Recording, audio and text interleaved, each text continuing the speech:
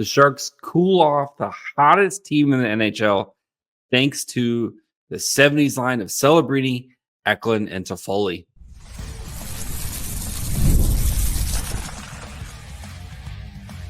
You're Locked On Sharks, your daily podcast on the San Jose Sharks, part of the Locked On Podcast Network, your team every day.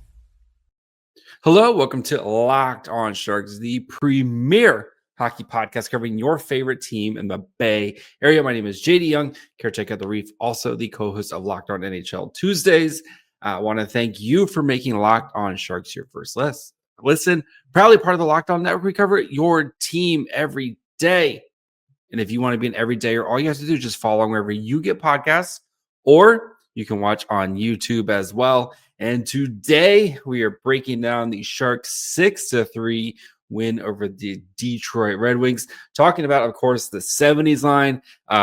William Eklund, 3-point night. Macklin Celebrini, 2 points. Probably should have gotten a third. Tyler Toffoli, goal and assist. The 70s line, big responses every time the Sharks need them. We're also going to discuss Will Smith's nice bounce back performance after his benching. Georgiev stringing together a couple solid games, and dig into the numbers behind this game and how the Sharks responded after a mediocre first period to kind of climb back into this game. So before we get to all that, do want to let you guys know today's episode is brought to you by Game Time. Download the Game Time app, create an account, and use code LOCKEDONNHL for $20 off your first purchase.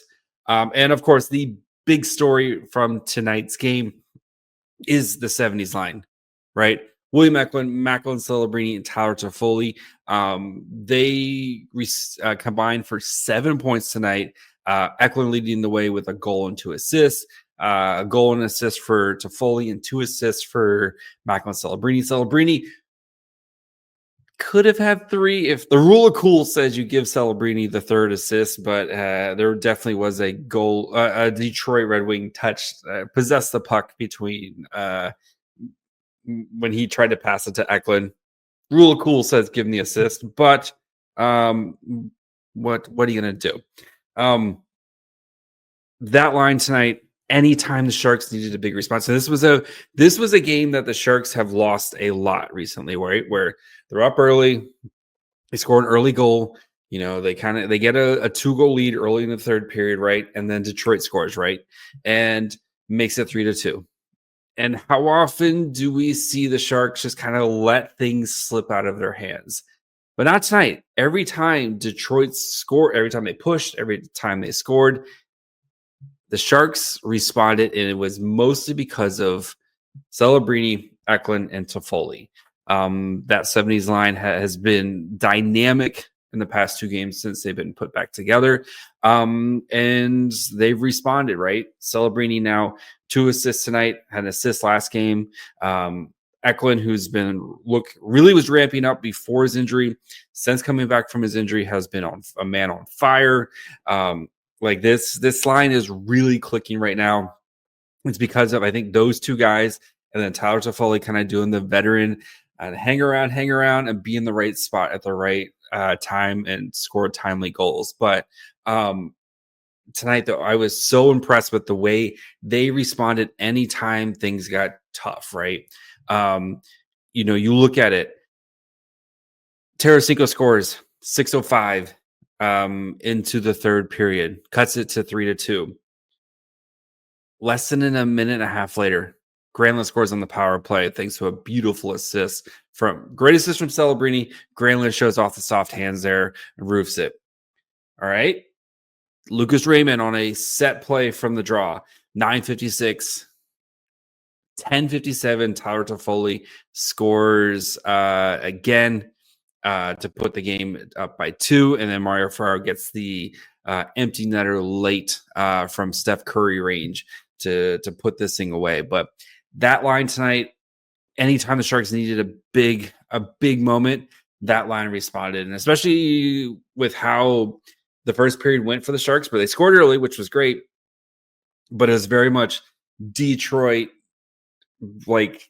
pushing the pace and kind of keeping keeping the puck in the offensive zone. Sharks struggled, especially early in the game, to kind of establish anything. We're very lucky to kind of even come out of that period with any sort of lead, let alone a 2-0 lead.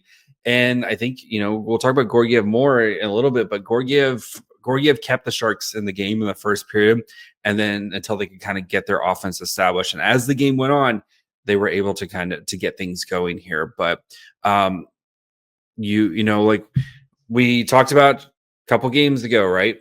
There's a time to split up Celebrini and Will Smith. And I think right now you're kind of seeing the benefits of letting these guys, kind of play with some other players here. And I still think at some points you'll put those two players back together. And we'll talk about Will Smith here in a little bit more. But Celebrini, Eklund, Toffoli showing some magic, and especially Eklund and Celebrini. Any longtime Locked On Sharks listener, right? Get William Eklund a friend. Can we find William Eklund a friend? Guys, we found William Eklund a friend. That assist from Macklin Celebrini to William Eklund, where Celebrini kind of scoops up the puck along behind the net. He's like kind of skating backwards, keep like perfect vision, knows exactly where everyone is, waits for this hole just to kind of, because he's behind the goal line, right? And he's kind of moving into the center, and it's pushing the defense, right? Because the defense has to respect what Celebrini's doing, but it opens up this little lane. Eklund reads it, crashes the net, and Celebrini with a perfect pass, Eklund buries it. Oh my, just like this is what we've dreamed about, Sharks fans. This is it, that right there, that type of play. How often we'd see Eklund do something super cool and there wasn't anybody there to be able to respond, or just didn't know what to do with it. You put somebody like Celebrini, who's a freaking magician at the age of 18, whose hockey IQ is just off the charts, with another guy whose hockey IQ is extremely high in William Eklund, and the way those guys just read the ice, right? And be able to create plays and just know, this guy, if I do this, I'm going to create this little gap. And if all you got to do is just crash the net and put your stick down, I'm going to get it right to you. That's what they did. And that doesn't even and the William Eklund assist on the shorthanded goal. Oh my goodness. His ability to scan the ice and know exactly where everyone is, right? And Eklund kind of gets trapped between two defenders, realizes there's just no way I'm going to get a real breakaway here, right? It's not a smart play just to kind of keep going. Stops, controls the puck, is able to kind of deke a third back checking Red Wing, and just knows Nico Sturm just coming along. Beautiful, great pass to Nico Sturm. Great hands by Nico Sturm to finish it there. That would have been really disappointing if Eklund did all that and Sturm wasn't able to finish that up. But just such high level playmaking. Against this Wings team has been very good recently, right? Winning 7 in a row. The power play has been ridiculous. One of the best power plays in the NHL. And the Sharks, they hung in there on the penalty kill, and then got an opportunity and took advantage. And that's the thing just the Sharks haven't been able to do in the past, kind of in this little slump here, is they've earned some opportunities, but they just weren't able to take advantage. Tonight, they took advantage, and a lot of it was them kind of creating their own luck. A lot of it was guys like Celebrini, Eklund, and Toffoli really, again, kind of whenever the Sharks needed a response, those guys were huge. Eklund was the first star of the game tonight. He's been, especially since like I said earlier, since he's come back from his injury, Eklund has been a man possessed. And we're starting to see the big plan kind of come together. Another just little fun note. If you go back to that 2021 draft, right? Who picked? Remember, Sharks picked William Eklund at number 7. If If you recall, the 6th pick in the draft was owned by the Detroit Red Wings. They passed on Eklund to pick Simon Edvinsson. In 4 games against the Red Wings, William Eklund, 3 goals, 3 assists, 6 points in 4 games and against the Red Wings. You wonder, again, he's never going to admit it, but you wonder if he feels like they made a mistake passing on him. Happy for us to have William Eklund in our lives. But you wonder if there's just like a little bit of a, that they passed on me. And Simon Edvinsson's going to be a great player. Simon Edvinsson's going to be great. But you wonder if he kind of, just in the back of his mind keeps that reminder. So we're going to continue to talk about this game, talk about Will Smith, who I thought had a great response. We'll talk about Georgiev some more, how he's starting to kind of string some things here together. Still has some stuff to work on, but starting to kind of see him string together a couple good games here. Maybe we can start to trust him a little bit, just a little bit. So we'll get to that here in just 1 second. There's nothing like heading down to the tank to watch Macklin Celebrini do Macklin Celebrini things. And if you want to get to the tank or maybe go at your Warriors game or whatever it is where you need tickets, you need to check out Game Time. Game Time has made it even easier to get tickets to your favorite events with their new feature, Game Time Picks. The feature filters out the fluff to show you only incredible deals on great seats, so you don't have to waste time searching through thousands of tickets. We use this over the holidays. Got tickets to go see the Sharks Flames game, sat 10 rows behind Askarov. It was great. Highly recommend sitting behind Askarov because he's just a gem. So Game Time made it super easy to find tickets for me, my family, my father-in-law. And again, all delivered straight to our phone. Super easy to get in and out. So take the guesswork out of buying tickets with Game Time. Download the Game Time app, create an account, and use code LOCKEDONNHL for $20 off your first purchase. Terms apply. Again, create an account and redeem code LOCKEDONNHL, LOCKEDON, NHL for $20 off. Download Game Time today. What time is it? Game time.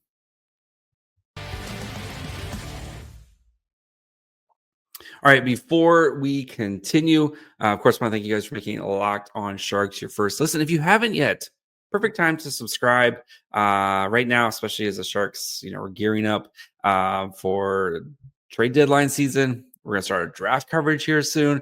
Plenty of great stuff coming here at the Locked On Sharks. If you're listening wherever you get podcasts, leave a review, especially on Apple. It helps spread the word, and my bosses like it when people say nice things about me. So if you haven't done so, now's the perfect time to subscribe wherever you get podcasts. Or, again, you can watch on YouTube as well. All right, Will Smith. I thought tonight, very clean game from Will Smith. Primary assist on the Ruda goal, because Will Smith gets to where he's kind of at his best, right? High danger area, right in front of the goalie, nice slot area, great shot attempt, is able to carouse and rebound, sees that Ruda's back there, and gets it back to Ruda, who's able to crush one in. Primary assist for Will Smith. But even like if you take away the assist there, I thought Smith just looked more engaged tonight. He looked like he got his confidence back. Whatever Ryan Warsofsky did, I think Ryan Warsofsky, again, there's a lot of people who think, don't think highly of him. I think he's the perfect coach for this young group because of, again, like he knows, like with some of these young guys, yeah, it's you want to be transparent. Hey, you didn't play a great game. Like, that's why I benched you. You did X, Y, and Z wrong, right? But we still believe in you, and we wanted to coach him up and work on some of the things. And I think they did that. And helping, it does help that you're playing with Wenberg, who I think is a really solid center for him. And then again, Luke Cunningham, go do Luke Cunningham things, get on the forecheck, kind of do all the dirty work to make life easier. And playing on the third line helps a little bit, but I just thought he looked more engaged. You saw it, and especially kind of the defensive zone. He had a nice he picked somebody's pocket there. He's still going to have to work on the board battles and all that stuff, and that's not going to change overnight. But I thought Will Smith played to his strengths, right? And his strengths are when he's skating, when he's moving, when he's creating plays, when he's kind of getting into the high dangers, making high danger chances. And he got an assist tonight. And I think we're good. If he continues to do that, you're going to see that scoring continue because I think his shot is really good. I think it's a high caliber NHL shot. And I think as he continues to get bigger, stronger, faster, more pucks are going to go into the net because I just think he's a special player. So really love to see his response. It would have been very easy for him to kind of feel down about himself, play a poor game, and then we're having conversations like, oh man, what's up with Will Smith? That's too exactly the response you wanted to see. And I think too, also getting out there right away, helping score a goal very early in the game, right? That's going to kind of boost your confidence and make you kind of feel better. And again, the Sharks know this is a long road for Will Smith. Like he's going to have these ups and downs. And I think tonight is okay. Now you go play Columbus, who's good team that's in the playoff spot right now on Thursday. They got some young guys themselves. You look at Fantilli, who's in the same draft class as Will Smith. Like, okay, can you go do it again? Right? Can you keep building on it? Can you keep building? Can you get a little bit better next game? But I love the response from Will Smith tonight. I thought he looked great tonight. Especially again in the defensive zone. Like he's never going to be a Selke type of player, but can you just try hard? Can you make some plays here? Can you not be out of position? Like that. I think those are the big things from Will Smith right now. And I thought tonight he checked a lot of boxes. And it was good to see from him have that really big bounce back game. Another guy who's, again, kind of started to bounce back here and have some nice performances, Alexandar Georgiev. Tonight, the save percentage isn't great because, especially after the first period, the Sharks really kind of locked down the shot attempts on Detroit. Detroit in the first period, they had 12 shot attempts. They had 16 the rest of the game. Like the Sharks did a great job, and like they're behind, this like entire game. They were able to really kind of limit Detroit's shots on goals. That the save percentage isn't great there, but I think he had an 895 or something like that tonight. 893, sorry, save percentage from Georgiev. 25 saves on 28 shots, 3 goals, expected goals against 3.98. So he basically saved an extra goal. 8 of 10 on high danger, 2 to 3 on mid danger, and 13 of 13 low danger. Rebounds are a little bit iffy with Georgiev, but I think it's good to see maybe he's starting to kind of get his confidence back. And I think the way the Sharks handled it right now, it's looking pretty positive, right? Especially when he first got here, maybe kind of gave Askarov a little bit more workload to kind of, one, I think maybe get him to, for Georgiev working with the coaching staff and Thomas Spear a little bit more. 2, just give him a little bit of I don't want to say rest, but again, remember this guy's played, 125 plus games in the past 2 seasons with the Colorado Avalanche. You wonder if the dude just needed a bit of a breather, to kind of recompose himself. And, I don't think the Sharks should keep running Georgiev out. I think that it should be a pretty balanced effort between Georgiev and Askarov, and and then when Vitek Vanecek, who's starting to get on the ice right now, he's starting to it doesn't look like he's ready to practice yet, but he's at least kind of making strides. We've had that conversation before, and when we get closer, we'll have that conversation again on what to do. But I still think it should be a very 50-50 split because I think it puts all the goalies kind of in their best position if you're not just playing 1,000 games in a row. But if the Sharks can get any sort of kind of dead cat bounce from Alexandar Georgiev right now, and just again feel some confidence that in your goalie when you go out, and then maybe again get something from Georgiev. That's a long-term plan, right? Is get something from Alexandar Georgiev at the trade deadline because you've kind of rehabilitated his value here. So far it's starting to kind of trend upwards with Alexandar Georgiev, and he faced some high danger shots tonight. 10 high shots, 8 saves there, and a lot of them were kind of funky bounces. I think both the Tarasenko goals were kind of funky bounces where the puck just goes straight to Tarasenko. Those are going to happen. But I thought Georgiev played pretty solid tonight, especially in the first period where it was after that first goal, it was all Detroit. And Georgiev really kept the Sharks in this game as they were trying to establish their offense, and they were kind of able to get things going in the second period. So we'll dig into more of the numbers of the game here. We'll talk about kind of how all the lines did, kind of look at how the Sharks were able to respond, especially in the second and third period. So we'll get to that here in just 1 second.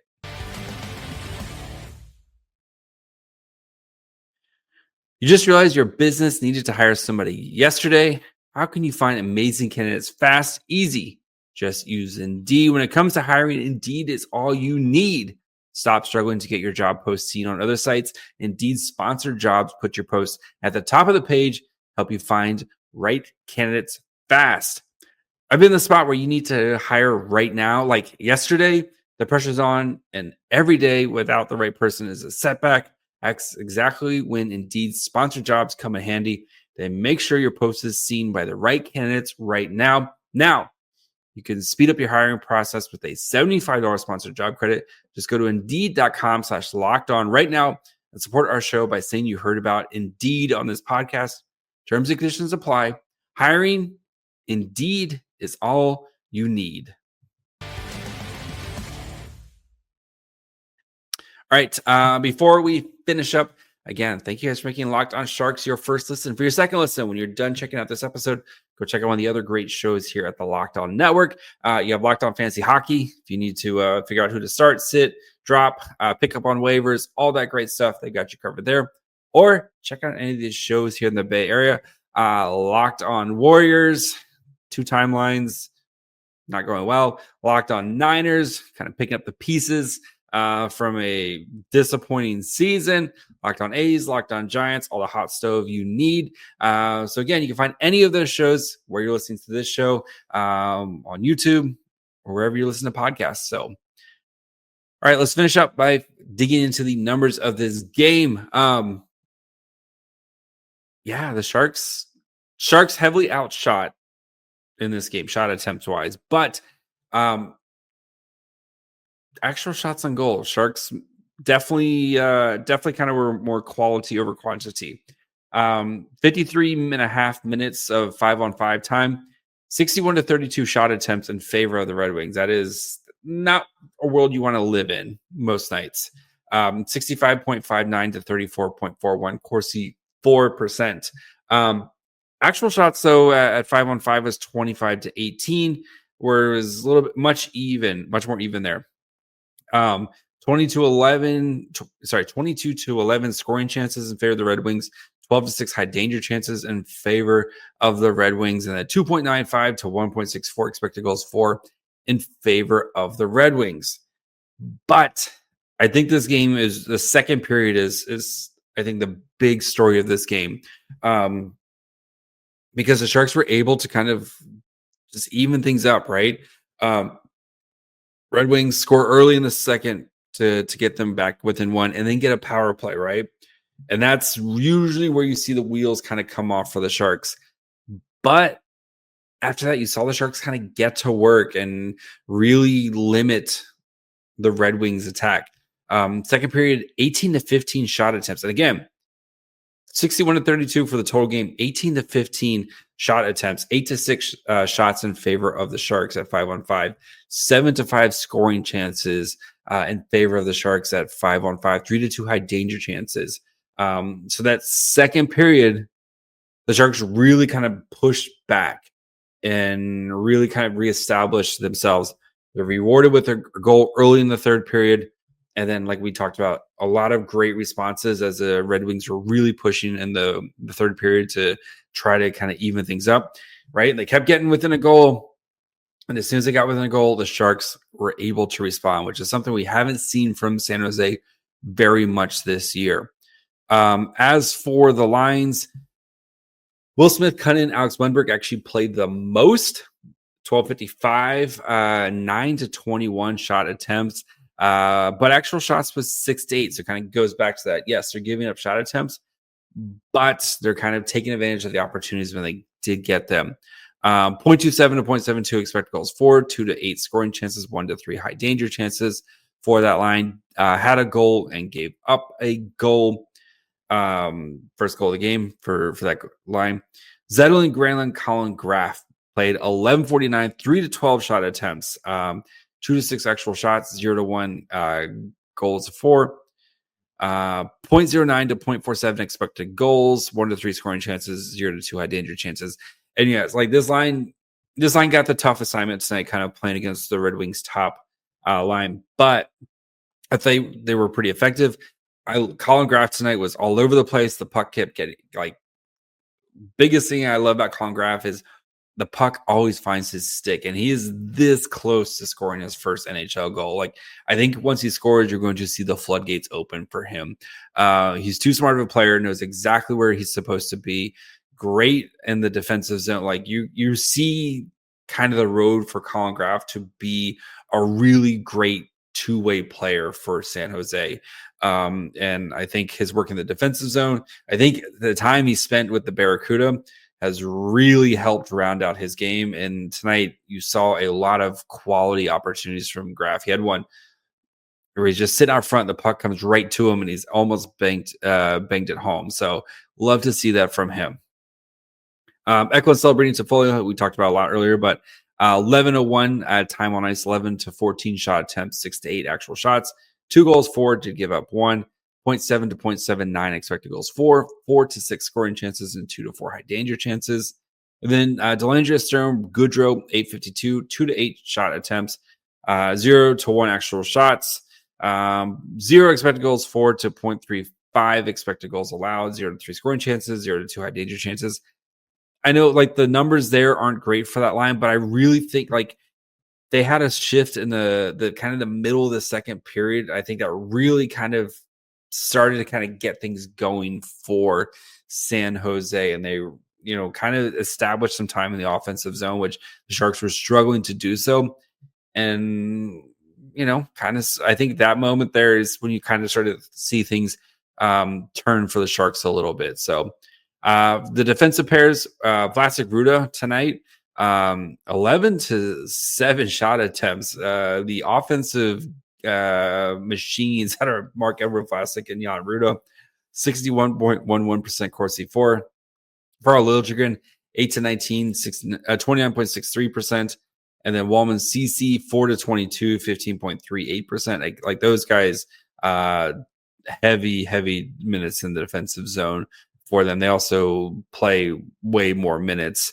Wallman actually minutes were pretty well even. Like Vlasic, I think, had a season high of almost 18 minutes tonight for Vlasic, but did a good job, I think, of distributing the minutes there, where nobody got a ton more than everybody else. But overall, I think I feel really good about this win, especially the way did the Sharks outscore kind of expectations? 1,000%, but you kind of felt like it was coming. We talked about it after the game against the Wild, where Sharks did a lot of good things offensively. They built on their momentum tonight. They took advantage of their opportunities, and this is a really nice win for San Jose, who had lost, the past 3 games here. And yes, I know the tank, et cetera, et cetera.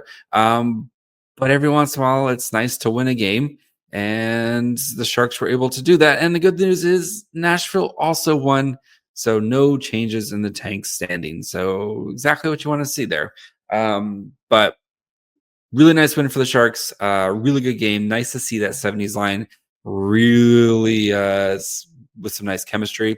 So yeah, I'm really excited for this Columbus game on Thursday. I think it's gonna be a really fun game. Columbus has played really well recently, especially after Christmas. This power play on the Columbus has been red hot. I'm really excited about this game on Thursday, and especially if we get Askarov playing, which I kind of expect. Should be a really fun game on Thursday. So, but we'll be back tomorrow. Got a fun surprise coming up for you. So make sure you guys are following along wherever you get podcasts.